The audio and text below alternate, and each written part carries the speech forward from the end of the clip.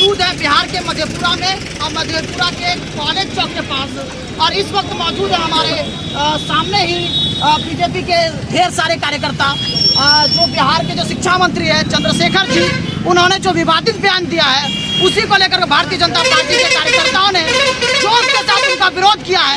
और हम जानने की कोशिश करेंगे कि उनके विरोध का क्या कारण है। तो सबसे पहले हमारे YouTube channel the reporting point news में आपका स्वागत है। तो क्या कहना चाहेंगे चंद्रशेखर जी के बारे में? हिंदू का पवित्र ग्रंथ रामचरितमानस है और रामचरितमानस पर विवादित बयान देना बिहार सरकार के मंत्री चंद्रशेखर यादव का, ये देश के 100 करोड़ हिंदू के आस्था पर चोट है। और जब 100 करोड़ हिंदुओं के आस्था पर चोट होगा तो हिंदू सड़कों पर उतरेगा। और आज मधेपुरा के इस कॉलेज चौक पर भारतीय जनता पार्टी के नेतृत्व में बिहार सरकार के मंत्री को हम लोगों ने पुतला दहन करने का काम किया।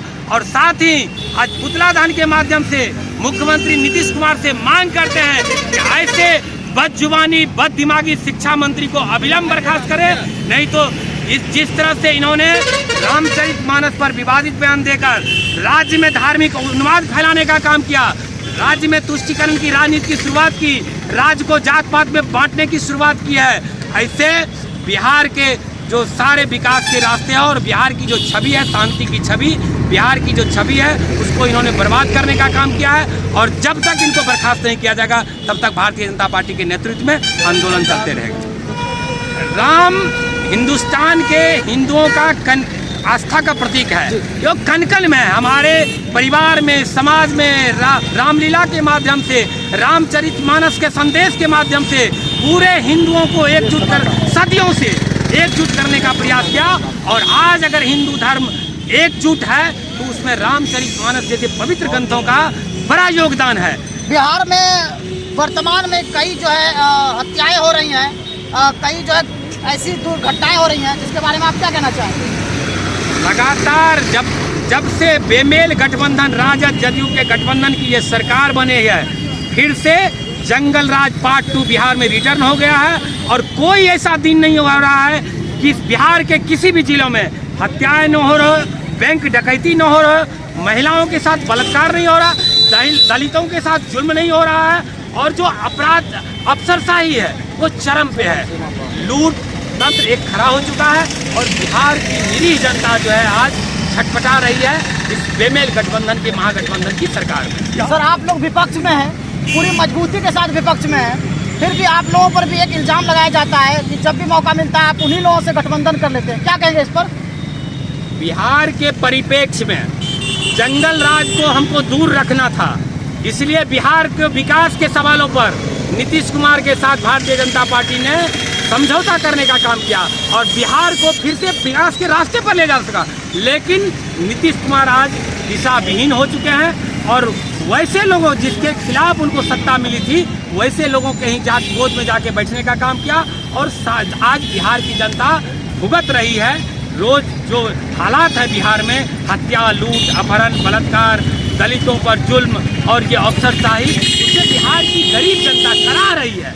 और आने वाले दिनों में हम सबक सीख गए हैं, ऐसे लोगों से कभी समझौता नहीं करेंगे। और भारतीय जनता पार्टी के नेतृत्व में जब बिहार में सरकार बनेगी तो बिहार में शांति व्यवस्था कायम होगी, बिहार एक बार फिर विकास के रास्ते पर आगे। क्या आपको लगता है कि फिर से बीजेपी आप लोग उनसे गठबंधन नहीं करेंगे?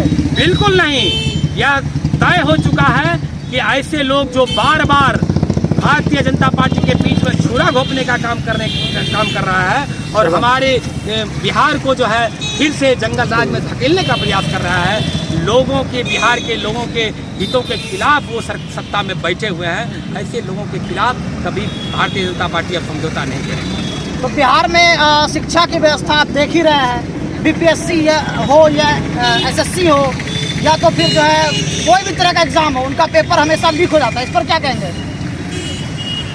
अपराधियों का गठजोड़ है शिक्षा विभाग में और जितने भी प्रतियोगिता की परीक्षाएं हैं सब लोग देख रहे हैं कि पर्चा लीक हो जाता है। आज जो सरकारी स्कूल है वो खिचड़ी विद्यालय बन के रह गया है, पढ़ाई नीचे से ऊपर नहीं हो रही है। आम लोग, गरीब लोग आज जो है शिक्षा के लिए दर दर भटक रहे हैं, बिहार से बाहर जा रहे हैं। लेकिन बिहार सरकार पर, शिक्षा विभाग के कानों पर जूत नहीं रहता, तो वो आप बिहार उससे की आप शिक्षा जो है व्यवस्था को अंतिम- बर्बाद करने में लगे। अंतिम रूप से आम जनता को क्या संदेश देना चाहेंगे?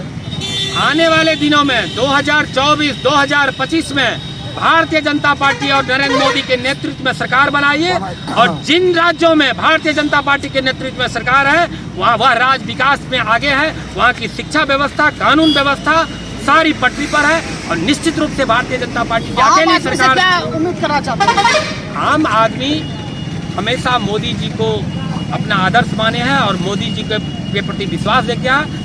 आने वाले चुनाव में भी आम आदमी भारतीय जनता पार्टी को अपना समर्थन देंगे, वोट देंगे, और भारतीय जनता पार्टी के नेतृत्व में सरकार बनाएंगे, और बिहार जो है विकास के रास्ते पे आगे जाएगा। तो आप सुन रहे थे मधेपुरा के बीजेपी के कार्यकर्ताओं से किस तरह से वो जो है बिहार के शिक्षा मंत्री का विरोध कर रहे हैं। शुक्रिया। चंद्रशेखर यादव शर्म करो, शिक्षा मंत्री को बर्खास्त करना होगा, हिंदुओं को सांप्रदायिक नफरत फैलाना बंद करो, चंद्रशेखर यादव शर्म करो, नीतीश कुमार शर्म करो, शिक्षा मंत्री को बर्खास्त करना होगा, शिक्षा मंत्री को बर्खास्त करना होगा, रामचरितमानस पर विवादित बयान देना बंद करो, हिंदुओं के आस्था पर कुठाराघात करना बंद करो, हिंदुओं को अपमानित करना बंद करो, नीतीश कुमार शर्म करो, चंद्रशेखर यादव को बर्खास्त करो।